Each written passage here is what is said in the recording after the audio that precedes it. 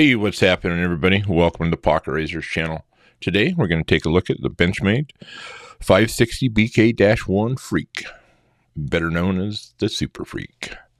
Let's take a look at this guy. Once again, it's a 560 BK-1 Freek. Let's get this thing out of the box. Take a look. This is certainly not a new Benchmade. It's been around for quite a while. This particular one is a new to me, but it is not the first Super Freek. We do have, actually I got the original purchase paperwork that I like to keep in there. And then we've got our Benchmade care and warranty information in there as well. Also comes in the Benchmade little microfiber pouch. Put that guy in there. And then, of course, we've got the access lock card in there as well. So let's get all that out of there. Pretty typical packaging experience. This obviously is a blue class Benchmade. As I just previously mentioned, this is not the first Super Freek that I've had. As a matter of fact, I have had this guy for quite some time. So much so that not only is this my favorite Benchmade, but I would go out on a limb and say this is just my all-time favorite knife. So much so that a while back, and this has been around and just sitting in the box in the safe for a couple of years, I bought a backup, and that's what we're looking at here today. So let's go ahead and set this guy out of the way here for a second, and get this guy out and share some specs with you here. So obviously we got the 560 BK-1. The open length on this guy is a very hefty 8.46 inches. Blade length on it is 3.6 inches. The thickness on that guy is, see if we can get that in there so you see it better. Thickness is 0.114 inches. The closed length is 4.86 inches long. Handle thickness is listed at 0.62 inches. It does have the axis lock. The blade style is the drop point style. A very beautiful drop point blade, I might add. Handle is black and gray, texture G10 with the red base layer. You can see the red base layer in here, just nice contrast on that guy. And then, of course, the pocket clip on here. It comes out of the box with the split arrow clip. The blade finish on it is the black Cerakote, as well as the clip color is black on this guy as well. But guys, this is like I said, this is not my first one. This is a backup. I just absolutely have loved that other one so much that I wanted a backup in case anything unfortunately ever happened to it, which thank goodness it hasn't. But you can see if we compare the two, this thing, and quite honestly, if I'm going to abuse a knife, this is a knife I abuse. It's seen a little bit of love. It is probably in my pocket more during the work week than any other knife in the past, at least 3 to 4 years now. I don't remember exactly how long ago I got that. This was my second Benchmade, and the first one being the CF Elite Bug Out, and then I got this guy, and it is just a paw filler, guys. And the G10, the black and gray textured G10 handles. For G10 handles coming on a production model, and I know that there's a lot of cool manufacturers, cool handles and scale materials and stuff out there. But for me, with the bear paws, the sculpting, the texture of the milling on it, they've just got, it's not a thin knife, but it just fills the hand really well. And for me, it's just a no-brainer. This is my absolute favorite Benchmade. The question is it the perfect Benchmade? And for me, coming out of the box, it's close, but not quite so much. You can see that I do run a lanyard on this one, which for me is very atypical. If I run lanyards, it's usually on smaller knives. They do provide the lanyard hole. Thank you, Benchmade, because in this case, what I found is the way I use this during my work week.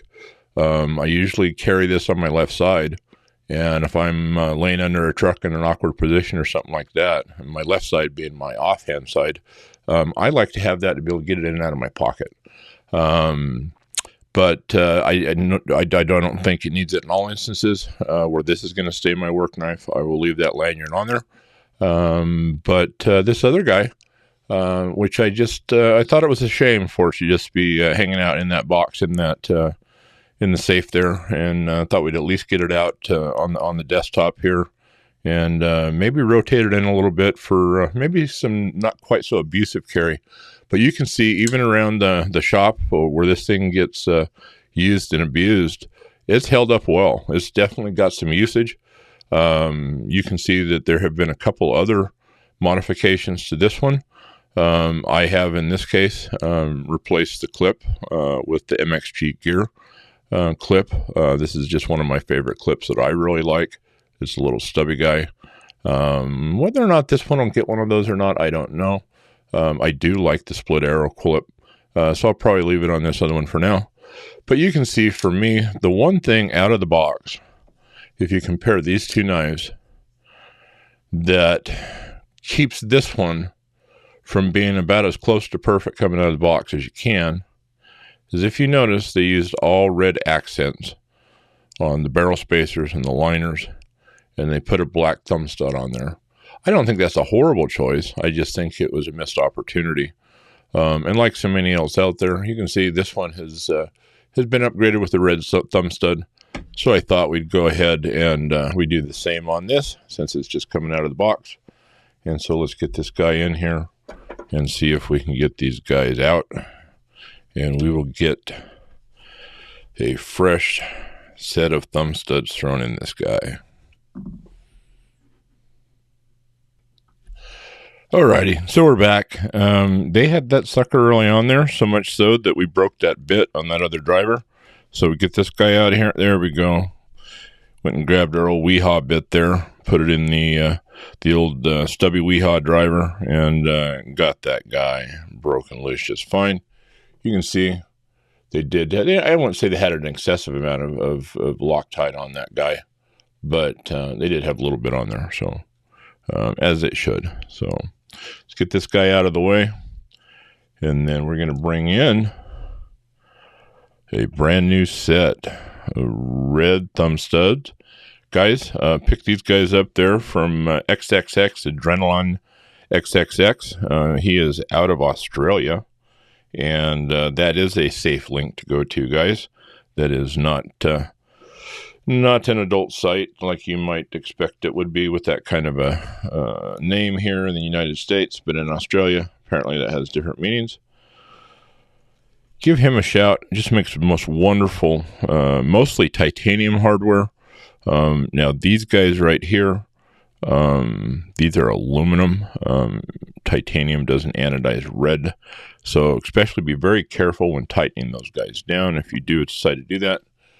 But look at that. Now we've got those beautiful Adrenaline XXX aluminum red thumb studs in that Super Freek. And in my opinion, for me, coming out of the box with that slight modification, for me, that does make this my perfect Benchmade. So I hope you guys enjoyed it.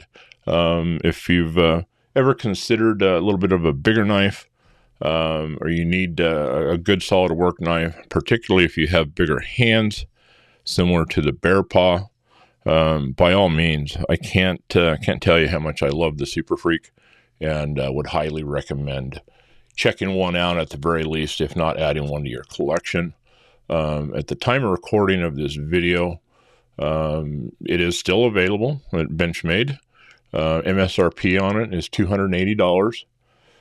Just kind of snooping around. Looks like some of the online resellers and stuff like that, you can find it out there. Mostly in around about the $255 range, it looks like. You might be able to do some snooping around and find it for a little bit less, catch it on sale somewhere.